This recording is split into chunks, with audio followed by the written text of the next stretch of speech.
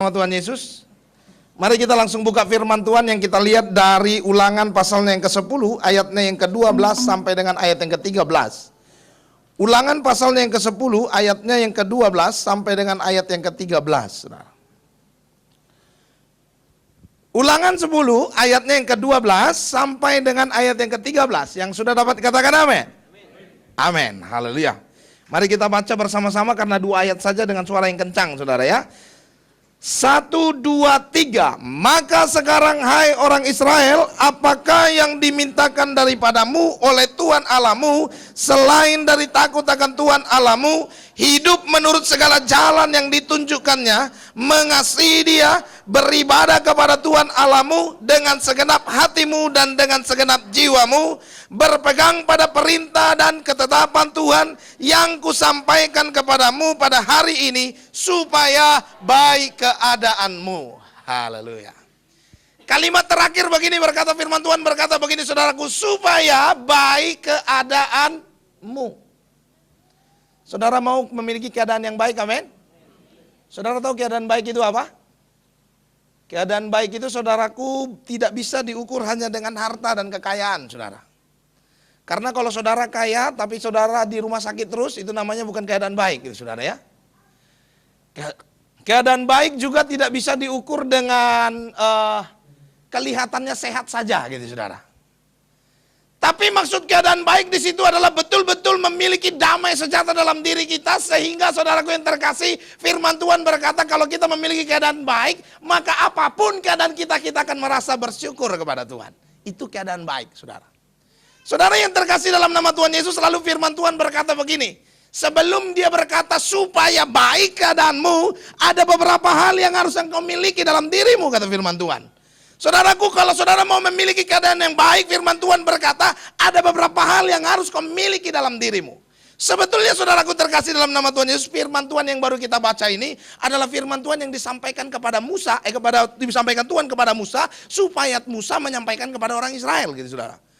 Pada saat itu kejadiannya ini pada saat itu satu kali Musa naik ke gunung untuk menerima loh batu daripada Tuhan, gitu ya. Begitu dia turun ke bawah, ternyata dilihat orang Israel kacau-kacau, gitu saudara yang terkasih ya. Dia buat Allahnya sendiri bagi mereka dan akhirnya Musa marah, lalu dia pecahin itu loh batu. Lalu selesai dia pecahin loh batu, Tuhan berkata kepada Musa begini, Musa naik lagi, aku akan buat loh batu baru. Lalu Musa naik lagi ke atas, Tuhan buat loh batu baru, lalu dia turun lagi, saudaraku. Setelah dia turun, dia sampaikan firman itu kepada orang Israel. Sesudah itu saudaraku, Tuhan berkata masukkan loh itu ke dalam tabut Allah, dan sesudah itu Musa naik lagi. Ini Musa luar biasa, saudara ya.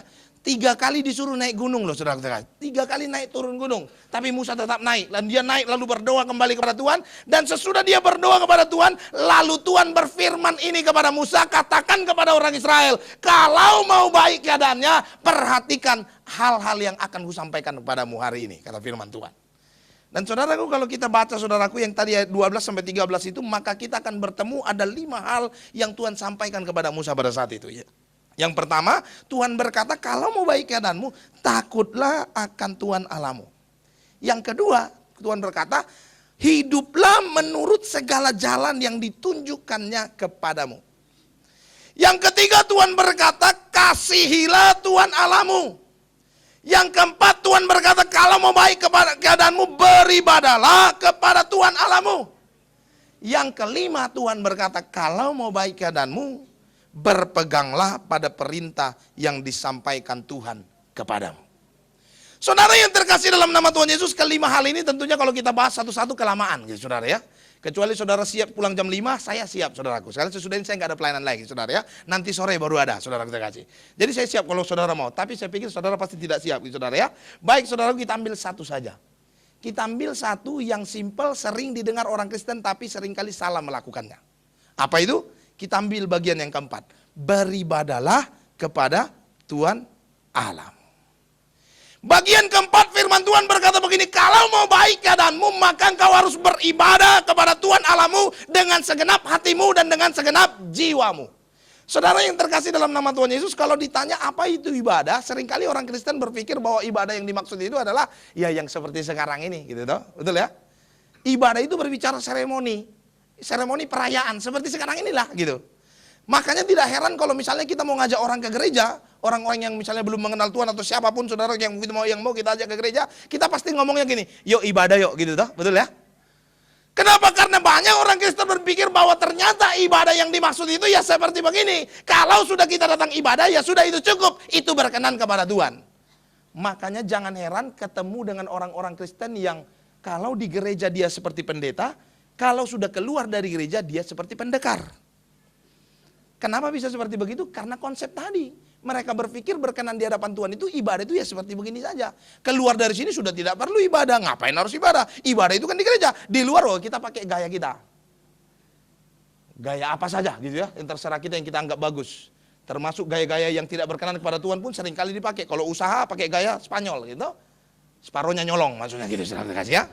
Saudara yang terkasih dalam nama Tuhan Yesus, hari ini Tuhan mengajarkan kita kalau mau berkenan di hadapan Tuhan, beribadahlah kepada Tuhan. Apa itu ibadah kalau begitu? Saudaraku dalam bahasa Ibrani, ya sedikitlah saudara pakai bahasa-bahasa sana gitu saudara ya. Dalam bahasa Ibrani, karena kitab ulangan ini ditulis aslinya dalam bahasa Ibrani gitu ya. Dalam bahasa Ibrani, kata ibadah itu diambil dari kata aboda. Kalau dalam bahasa Yunani, leutria namanya. Artinya adalah seperti begini. Ibadah yang dimaksud Tuhan dalam kitab ulangan itu supaya baik keadaanmu maksudnya adalah kehidupanmu setiap saat ketika engkau melakukan kehidupan ini. Yang dimaksud Tuhan dengan ibadah sebetulnya adalah kehidupanmu setiap detik demi detik, waktu demi waktu, menit demi menit, jam demi jam, hari demi hari, tahun demi tahun selama engkau menjalani kehidupan ini. Firman Tuhan berkata itu harus berupa ibadah kepada Tuhan. Makanya tidak salah sebenarnya kalau ada orang berkata begini, membuang sampah pada tempatnya juga adalah ibadah. Itu ada benarnya, saudara terkasih. Kenapa? Karena yang dimaksud Tuhan itu adalah ibadah setiap saat. Bukan hanya ketika engkau di gereja ini, tetapi ketika engkau di rumah, itu yang lebih penting yang engkau harus menunjukkan bahwa engkau beribadah kepada Tuhan. Itu yang pertama arti ibadah.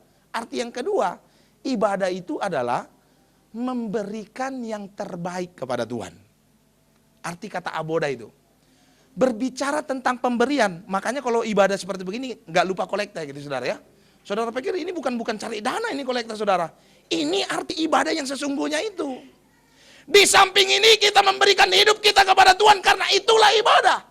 Tapi pertanyaannya sekarang adalah kalau gitu apa itu ibadah di luar rumah gitu ya, di luar gereja. Yang setiap hari kita lakukan, yang setiap saat harus kita lakukan, yang setiap saat harus kita hidupi, yang Tuhan berkata kalau kita mau berkenan kepada Tuhan, menjadi memiliki keadaan baik, kita harus memiliki ibadah kepada Tuhan. Kalau begitu apa itu ibadah sebetulnya? Nah, ini yang mau saya jelaskan buat saudara. Mari kita lihat saudaraku. Supaya kita sekaligus mengkoreksi diri, kira-kira kita sudah beribadah atau belum sebenarnya. Jangan-jangan kita berkata kita sudah beribadah, tapi pada sebenarnya tidak, saudara terkasih. Saudaraku, apa itu ibadah yang sejati sesungguhnya? Mari kita buka saudaraku Yakobus pasalnya yang pertama. Yakobus pasalnya yang pertama.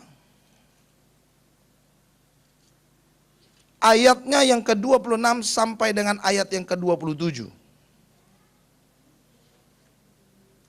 Saya lagi cari lembaran Yakobus saya mana sudah selip satu lagi saudara terkasih ya.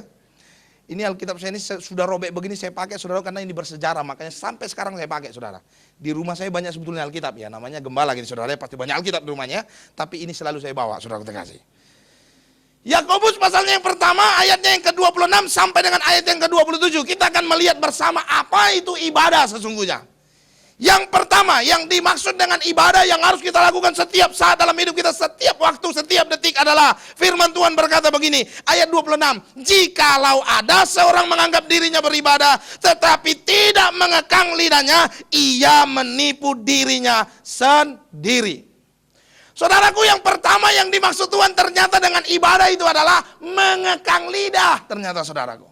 Bukan hanya seperti saat sekarang ini, tetapi yang lebih penting jauh daripada itu adalah ibadah itu berbicara tentang mengekang lidah. Kenapa harus lidah? Kenapa tidak mata saja? Kenapa tidak tangan saja gitu saudara? Kenapa tidak kaki atau pikiran saja? Kenapa harus lidah saudara? Saudaraku, firman Tuhan dalam Mazmur berkata begini, dalam Amsal berkata, hidup dan matimu ditentukan oleh lidahmu. Ternyata lidah itu memang pengaruhnya besar bagi kehidupan saudara. Makanya firman Tuhan berkata ibadah itu mengekang lidah sesungguhnya. Pertama saya mikir-mikir kok dengar ayat itu hidup dan matimu ditentukan oleh lidahmu, apa betul ya gitu ya. Tapi pada kenyataannya betul juga. Coba saudara renungkan sedikit. Coba saudara pikir sedikit, menenangkan diri lalu pikir sedikit. Benar nggak hidup dan mati kita ditentuin oleh lidah? Benar. Simpelnya seperti begini saja. Kalau misalnya nih, saudara naik motor gitu saudara ya. Atau naik mobil gitu saudara kita kasih. Lalu tiba-tiba ada mobil lain nyelip saudara gitu ya. Gara-gara dia nyelip, bukan nyelip gitu ya. Kalau nyelip lain lagi gitu saudara kasih ya. Nyalip gitu saudara kita kasih. Waktu dia nyalip gitu saudara kita kasih, akhirnya saudara sampai mau jatuh. Biasanya kan kesal ya. Benar toh? Kalau seperti begitu kesal. Saudara jangan pura-pura nggak tahu gitu saudara. Saya juga kesal walaupun saya pendeta gitu saudara ya. Orang kita diselip sampai sudah mau jatuh gitu saudara. Kesal juga sebenarnya. Jangan pura-pura gini kayaknya pura-pura nggak tahu gitu. Padahal sebenarnya dia paling kesal sebetulnya gitu ya. Saudara, aku terkasih kesal kita sebetulnya, betul toh? Biasanya kalau kita kesal biasanya kan ngelihat ngotot-ngototan gitu toh. Ngelihat gitu ya. Kalau hanya sampai melihat-lihat saja terjadi sesuatu nggak bagi kita? Tidak. Ya sudah sampai di situ aja. Biasanya kalau udah marah buka helm gini lalu lihatan gitu. Sudah begitu ya sudah tutup, udah berangkat lagi itu. Tapi kalau sudah diikutin dengan lidah, perhatiin tuh. Sudah lihatan begini. Lalu bilang, apa lihat-lihat? Dia bilang, apa kau lihat-lihat? Katanya gitu ya. Ku makan kau katanya. Dan sudah kutelan kau gitu sudah kasih ya. Bisa ribut. Dan ujung-ujungnya tidak menutup kemungkinan terjadi pembunuhan. Dan hidup dan matimu, betullah firman Tuhan berkata ditentukan oleh lidahmu. Makanya firman Tuhan berkata, kalau kau ingin berkata engkau adalah orang yang beribadah kepada Tuhan, yang pertama yang penting adalah engkau mampu mengekang lidahmu. Saudaraku, mengekang lidah ini bukan merupakan sesuatu yang gampang lagi sekarang, apalagi di Jakarta ini. Terutama pemuda dan pemudi. Pemuda dan pemudi yang ada di sini, dengar baik-baik. Hati-hati dengan lidah saudara. Karena saudaraku, kalau pemuda-pemudi di Jakarta ini saya perhatiin, kalau ngomong bego tolol itu kayaknya sudah sederhana sekali, sudah enak banget gitu saudara ya. Kayak sudah nggak salah gitu saudaraku. Satu kali saya lihat orang lagi saya kenal sebetulnya orang itu yang berdua. Yang satu bilang begini, ini maaf saya ngomong begini gara-gara kasih contoh gitu saudara ya. Mereka lagi ngerjain sesuatu ini berdua. Yang satu bilang, bukan begitu bego, katanya begitu saudara. Terus yang satu bilang begini, lu yang tolol, bukan begitu, begini harusnya gitu. Lalu saya bilang dari belakang mereka, yang bego sama yang tolol lagi ngomong gitu saudara. Akhir-akhir ini orang menganggap ala-ala ngomong sesuatu yang tidak benar itu sudah biasa. Bahkan di pemuda di tempat saya tanya, saya coba ngomong sama mereka, kalian itu harusnya ngomongnya dijaga. Itu ngomong bego tolol itu jangan hati-hati dengan begitu. Itu tidak betul loh. Lalu mereka bilang, Pak justru ini di sekolah ini bahasa surga, katanya gitu saudara kasih. Cilaka benar saudara. Saudaraku, tanpa kita sadari hidup kita ternyata seringkali tidak mampu mengekang lidah sekalipun kita berkata, oh saya orang yang beribadah Pak. Kalau datang ke gereja saya kusuk sekali. Kalau naikkan pujian saya angkat tangan. Saya berdoa sambil meneteskan air mata. Waktu pujian berkata, haleluya Tuhan Maha Kuasa. Kusuk sekali dia. Walaupun itu sebetulnya lagunya kengkong badannya besar gitu ya. Tapi tetap kusuk gitu karena di gereja. Tapi begitu di luar rumah ngomongnya sudah gak benar. Yang lata-lata itu hati-hati. Kalau latanya tidak benar, hati-hati.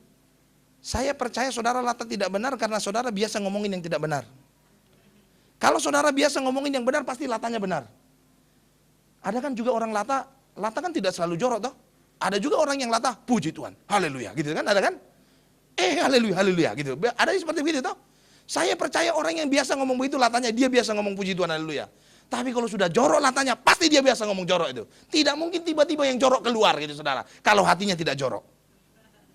Saudaraku, hati-hati dengan lidah. Kekanglah lidahmu kalau engkau ingin berkata, aku ingin memiliki keadaan yang baik. Kalau kau ingin berkata, Tuhan ingin memberkati engkau, Tuhan akan memberkati aku. Kekang lidahmu, saudara. Saudara yang terkasih, apalagi yang ibu-ibu gitu ya. Survei berkata, saudara kasih ya. Ini kalau survei yang berkata, saya berani ngomong kencang gitu saudara ya. Karena bukan saya yang berkata gitu. Survei berkata yang laki-laki satu hari harus mengeluarkan kata-kata minimal 5.000 kata gitu toh. Yang perempuan gitu saudara kasih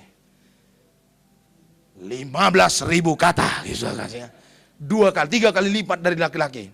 Jadi suami-suami dengar, kalau istrimu cerewet, anggaplah itu sebagai suatu kewajaran. Kejar omset dia gitu saudara kasih ya. Supaya habis omsetnya gitu toh. Yang lebih banyak surveinya katanya, yang ada yang 25.000 kata. Saudara tahu siapa itu? Mertua perempuan katanya. Ini yang lebih banyak katanya omsetnya, saudara ya. Itu survei. Tetapi sekalipun survei itu berkata seperti begitu, Bukan berarti itu menjadi alasan buat kita untuk sembarangan berkata-kata. Jangan.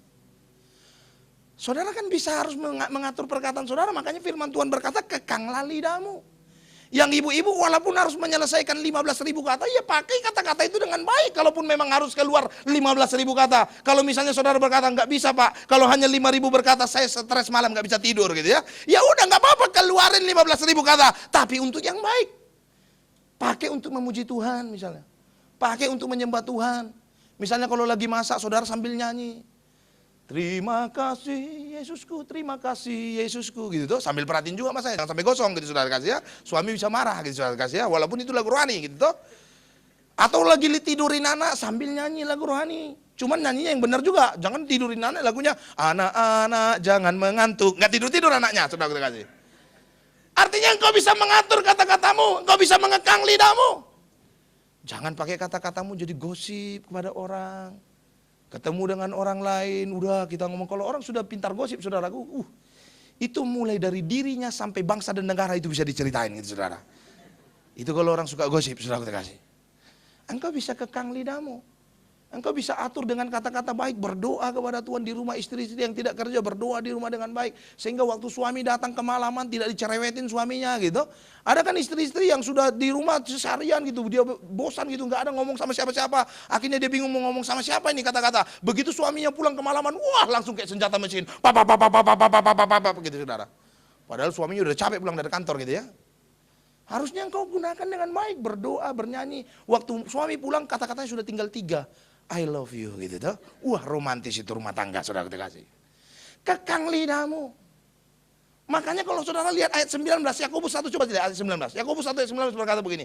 Hai saudara-saudara yang kukasihi, ingatlah hal ini. Setiap orang hendaklah cepat untuk mendengar tetapi lambat untuk berkata-kata dan juga lambat untuk marah. Tuhan berkata, hendaklah engkau cepat mendengar tapi lambat berkata-kata. Tapi pada kenyataan yang terjadi bagaimana saudara? Terbalik toh. Biasanya orang-orang kan lebih cepat berkata-kata daripada mendengar toh.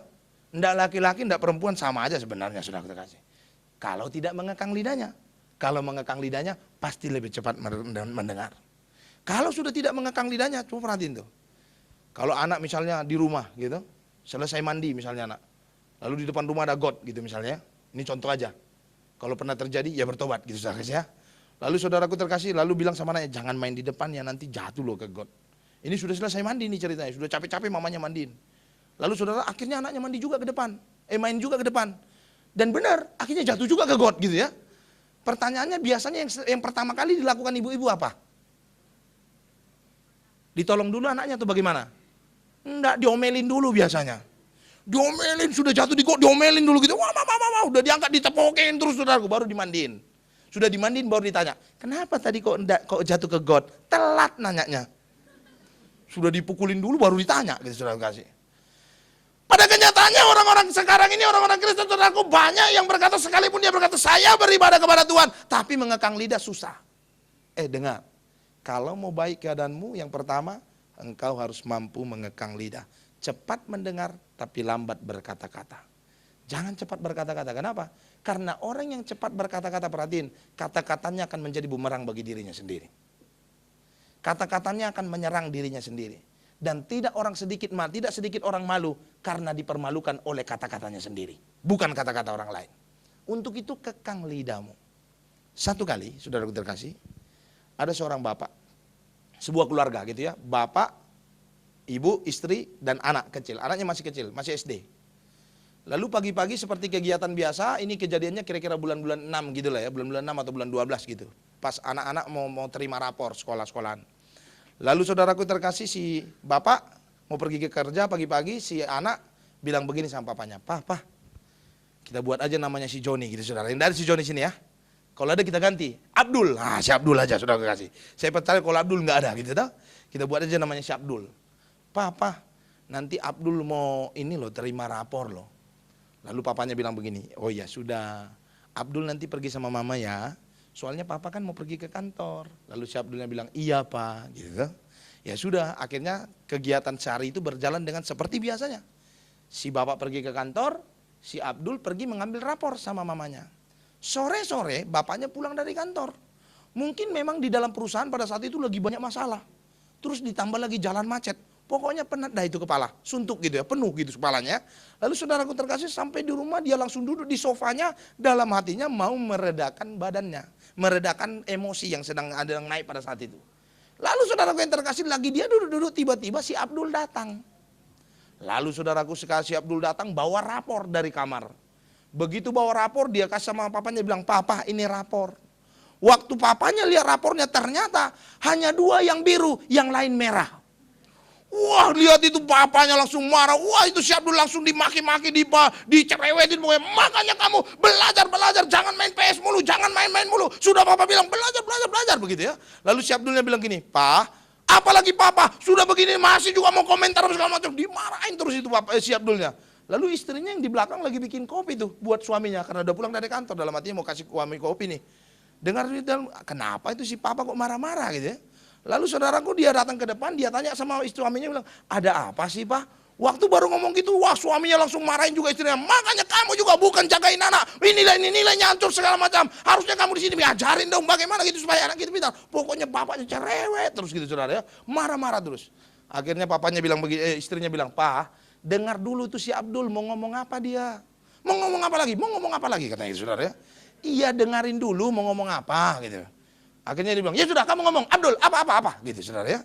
Akhirnya si Abdulnya bilang, "Pak, tadi papa pulang, saya dengar saya lagi main-main di kamar. Lalu saya lihat papa pulang, saya datang bawa rapor.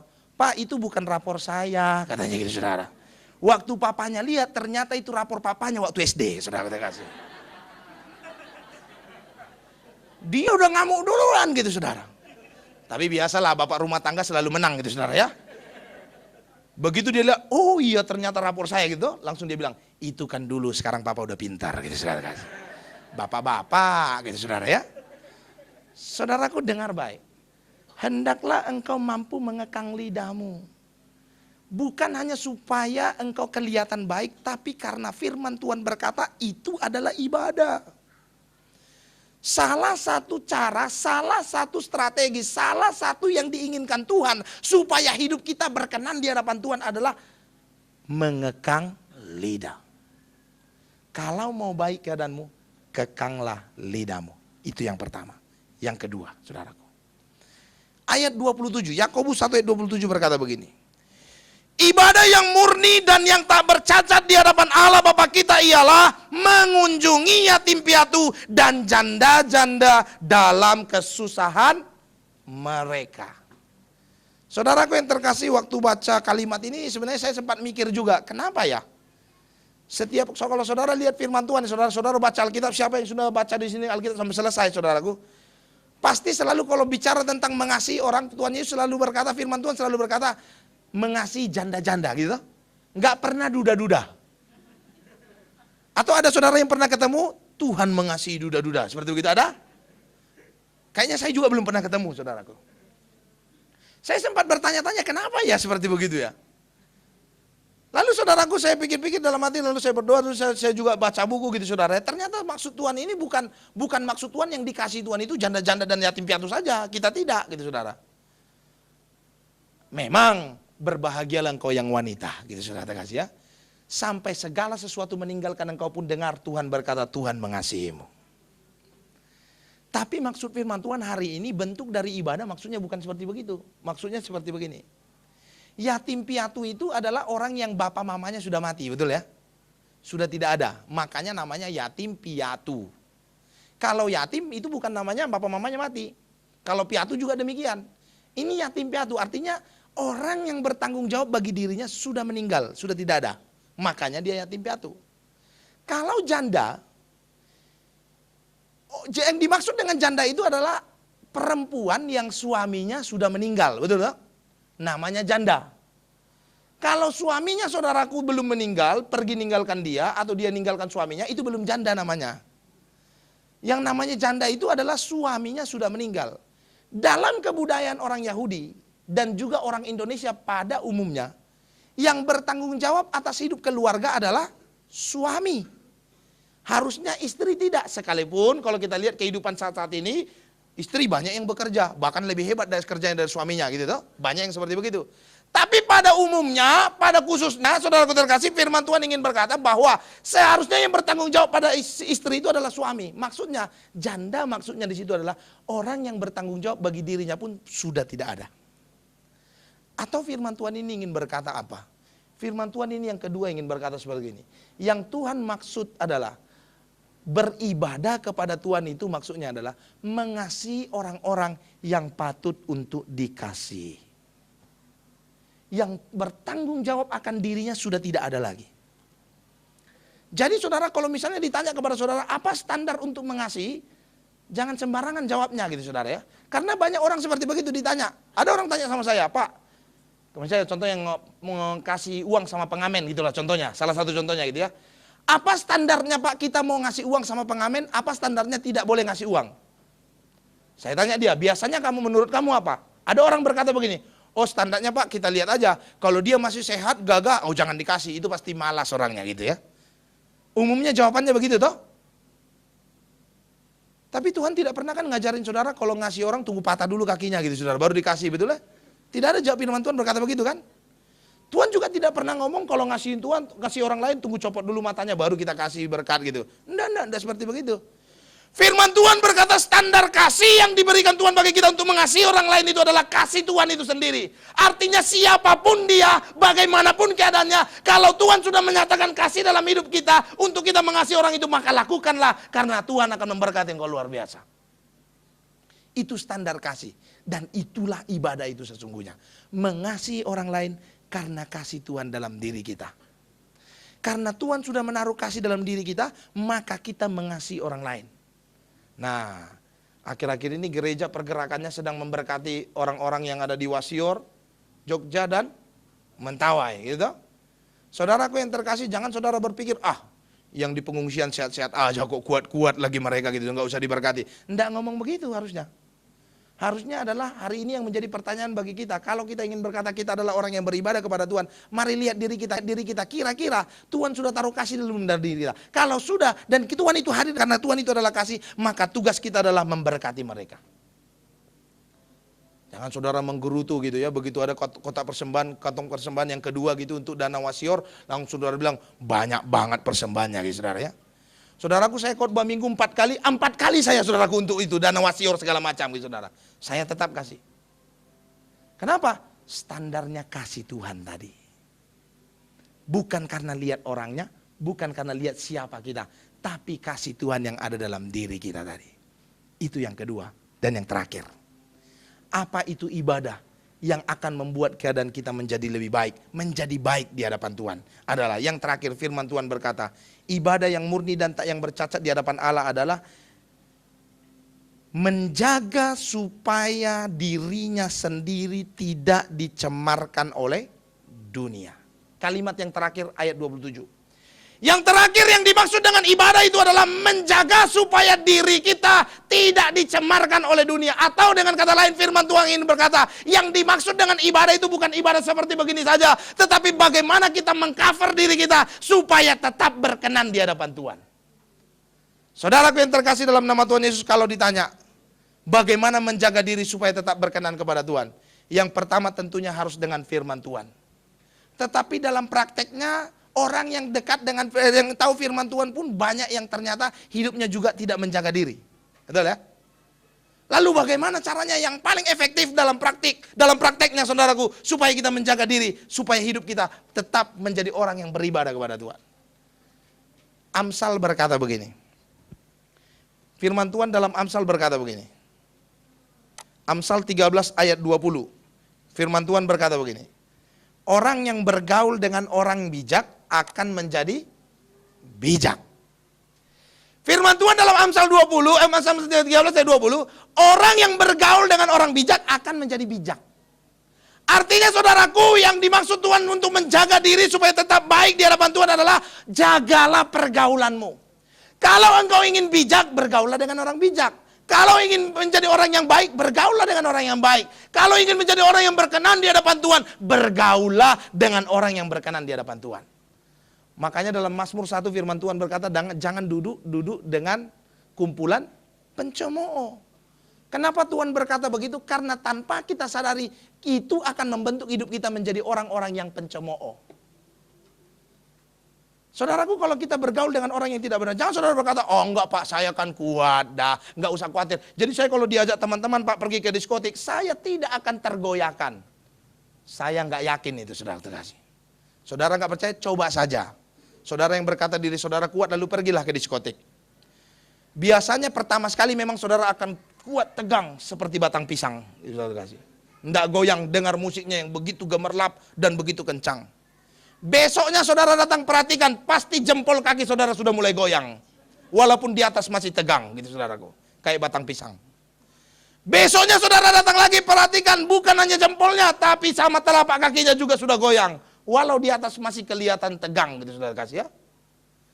Besoknya saudara pergi lagi perhatiin, pasti mulai bahu saudara sudah mulai agak goyang. Besoknya saudara pergi lagi, kepala saudara juga sudah goyang. Seminggu saudara pergi situ perhatiin, tangan saudara juga sudah ikut ajab begitu saudara. Jangan saudara merasa diri kuat lalu saudara mau ayo penginjilan ke diskotik, salah, itu sarangnya. Saudara nggak perlu penginjilan seperti begitu, karena orang yang pergi ke situ orang yang duduk bersama dengan mereka, atau minimal kalau orang melihat mereka, orang akan berkata jangan-jangan mereka seperti begitu. Misalnya saya kasih contoh praktisnya aja seperti ini. Saudara sudah lihat wajah saya ya, kenal lah saya. Dalam 1-2 hari ke depan saudara akan kenal saya, masih kenal lagi gitu ya. Kecuali saudara pelupa ya sudah lupa, saya keluar pasti sudah lupa sama saya gitu toh. Misalnya 2 hari lagi, tiba-tiba saya naik motor gitu toh. Lalu hujan. Tiba-tiba karena hujan, saya nggak bawa mantel hujan, saya berhenti di ruko-ruko. Dan ternyata ruko-ruko itu adalah tempat-tempat di mana orang-orang kalau malam pakai jadi tempat-tempat klub malam begitu, diskotik segala macam. Lalu saya berteduh di situ. Hari itu sudah mampir sore gitu toh. Lalu tiba-tiba saudara lewat di dalam mobil dan lihat saya ada di situ. Saya percaya yang pertama sekali memang di pikiran saudara masih bersih, bilang begini, kayaknya itu Pak Pendeta Samuel deh gitu saudara. Kalau itu masih baik gitu saudara. Pola pikir itu masih murni itu. Tapi biasanya tidak seperti begitu saja. Pasti diikuti dengan pertanyaan baru yang berkata begini, ngapain dia di situ? Tapi kalau sampai di situ saja nggak apa-apa, masih saya toleransi deh. Tapi biasanya pikirannya nggak sampai situ saja, masih lanjut biasanya. Yang terakhir ini yang paling parah. Biasanya bikinnya gini, jangan-jangan, ini yang parah saudara kasih. Padahal saya nggak ngapa-ngapain loh. Karena hujan loh, karena hujan saya nggak bawa jas hujan, lalu saya mampir di bawah ruko-ruko, lalu saya berteduh di bawah itu. Dan itu tidak sengaja karena kebetulan hujannya pas di situ derasnya, lalu saya mampir. Padahal saya tidak ngapa-ngapain, tapi karena saya ada di situ, minimal orang akan berkata, jangan-jangan dia seperti begitu. Saudara dengar, saudara kalau bergaul dengan orang yang tidak benar, saudara kalau bergaul dengan orang yang tidak berkenan kepada Tuhan, mungkin saudara berkata, saya tetap berkenan kepada Tuhan. Ya, saudara berkata begitu. Tapi jangan-jangan orang-orang akan berkata, oh jangan-jangan dia tidak benar. Dan kalau sudah orang berpikiran seperti begitu, saya mau kasih tahu buat saudara, saudara sudah tidak menjadi berkat bagi orang lain atau menjadi batu sandungan bagi orang lain.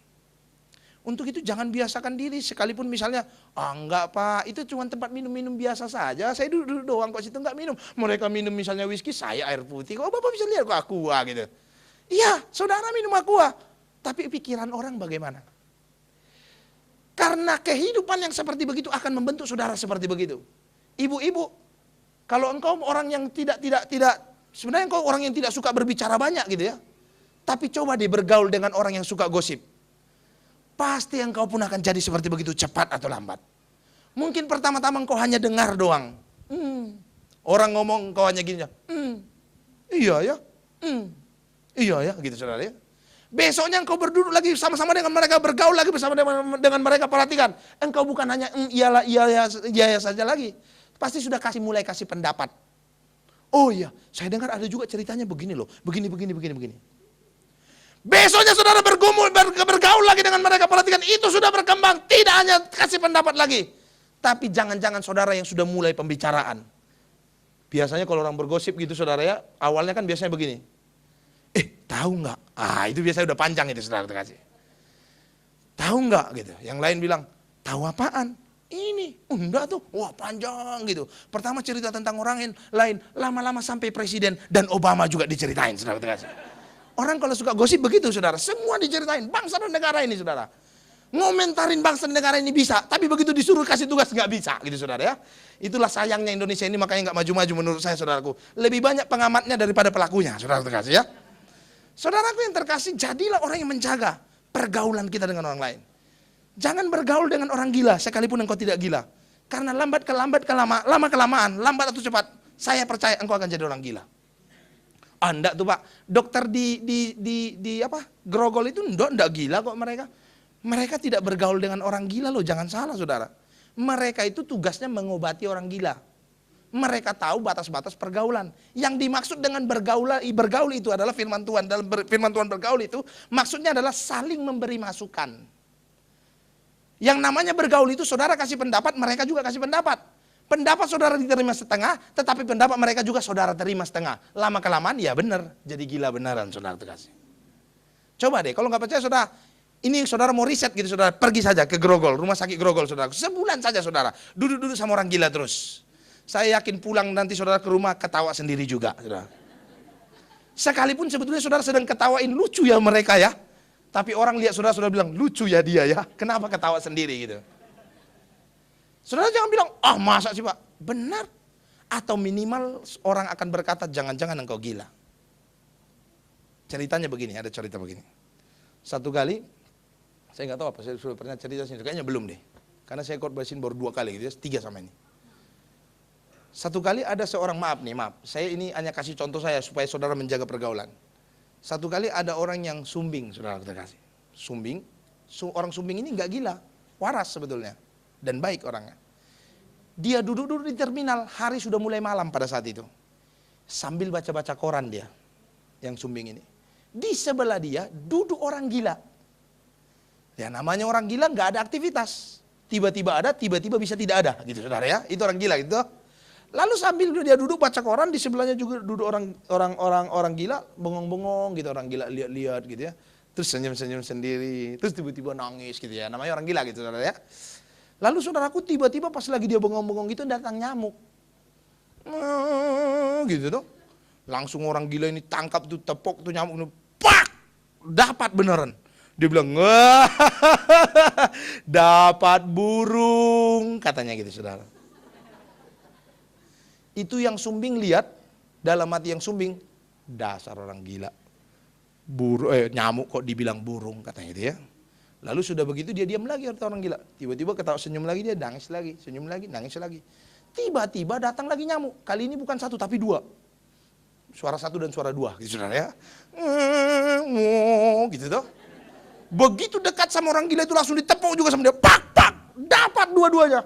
Langsung dia bilang gini, wah, dapat burung, ada burung pipit, ada burung kutilang, katanya. Sambil dia ketawa gitu tuh. Akhirnya ini orang yang sumbing nggak sabar dia.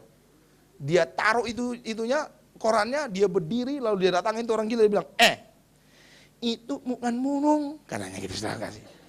Itu nyamuk. Kalau burung itu yang besar, kalau yang kecil itu namanya nyamuk, katanya gitu saudara. Lalu si orang gila ini bilang gini, gitu aja. Dia yang kasih respon begitu ya. Ya udah, akhirnya si sumbing ini pergi lagi duduk, baca koran lagi. Lalu berjalan begitu waktu, sambil dia senyum, ketawa, nangis. Tiba-tiba datang nyamuk lagi. Dan kali ini 3, suara 1, 2, dan 3. Gitu saudara ya. Gitu saudara ya. Langsung dia tepuk 3-3-nya, pak, pak, pak. Wah, dapat betulan 3-3-nya. Lalu dia ketawa lagi, dia bilang, oh, dapat burung. Burungnya besar-besar. Ada burung Raja Wali, ada burung Garuda, ada juga burung kutilang. Katanya gitu, saudara. Sambil dia ketawa, akhirnya itu yang sumbing gak kuat. Marah dia akhirnya, saudara. Lalu dia taruh itunya, korannya, dia berdiri, dia datangin tuh orang gila. Dia bilang, kamu ya orang gila. Katanya gitu, saudara. Itu bukan burung, itu namanya nyamuk. Kalau yang kecil itu nyamuk, kalau yang besar itu namanya burung, katanya gitu saudara. Dia ngomong begitu, setelah saya ngomong gitu, ternyata orang gila ini ngamuk juga, dibilang gila gitu saudara. Lalu dia berdiri, dia bilang, apa kamu bilang? Gila-gila, lu tuh yang gila, bibir bagus-bagus kok digunting, katanya gitu saudara. Padahal sebetulnya yang gila yang itu toh. Yang orang gila itu sebetulnya yang gila, bukan yang sumbing loh. Tapi karena dia bergaul dengan orang gila, dia pun ikut dibilang gila, saudara. Dengar, firman Tuhan juga ingin mengatakan kenyataan hidup ini pun seperti begitu. Kalau engkau ingin mengcover dirimu menjadi orang yang benar di hadapan Tuhan, jaga pergaulanmu. Bergaulah dengan orang yang benar di hadapan Tuhan. Kalau ingin menjadi orang yang berkenan di hadapan Tuhan, bergaulah dengan orang yang berkenan di hadapan Tuhan. Kalau engkau punya masalah dalam dirimu, masalah misalnya dengan suami atau dengan istri, mau lalu engkau ingin cari solusi, carilah orang yang dekat dengan Tuhan, maka dia akan kasih solusi yang benar buat engkau. Tapi kalau sudah misalnya engkau berantem sama istri, berantem sama suami, lalu cari temanmu yang juga tukang kompor, bukan tukang jual kompor, maksudnya tukang ngompor-ngomporin gitu, saudara. Perhatikan apa yang dia ngomong. Biasanya dia ngomong begini, bodoh lu, itu kan dia itu pintar, dia itu begitu, memang begitu, udah, lu kan masih cantik, lu nikah aja lagi. Kalau sudah begini gak berkenan di hadapan Tuhan. Tapi kalau engkau datang kepada orang yang berkenan pada Tuhan, dia akan berkata, tidak boleh, engkau harus jadi orang yang sabar. Berdoalah kepada Tuhan. Jadilah orang yang berkenan terus. Jadilah orang yang tetap setia dalam pernikahan. Seperti begitu. Orang yang kuat seperti begitu adalah orang yang pergaulannya pun adalah orang-orang yang kuat. Untuk itu mulai hari ini, mari kita koreksi diri kita. Kira-kira kita sudah beribadah belum sama Tuhan? Caranya bagaimana? Lihat dirimu. Apakah engkau sudah mampu mengekang lidah? Apakah engkau sudah mengasihi orang dengan kasih Tuhan yang ada dalam dirimu? Apakah engkau sudah menjadi orang yang menjaga pergaulan dengan baik? Jika belum, hari ini engkau harus putuskan engkau melakukan yang terbaik buat Tuhan. Jika sudah, pertahankan terus supaya Tuhan akan memberikan kehidupan yang lebih baik lagi dalam kehidupanmu. Sebab firman Tuhan berjanji, siapa yang beribadah akan Tuhan berikan keadaan yang baik. Tuhan memberkati. Amin.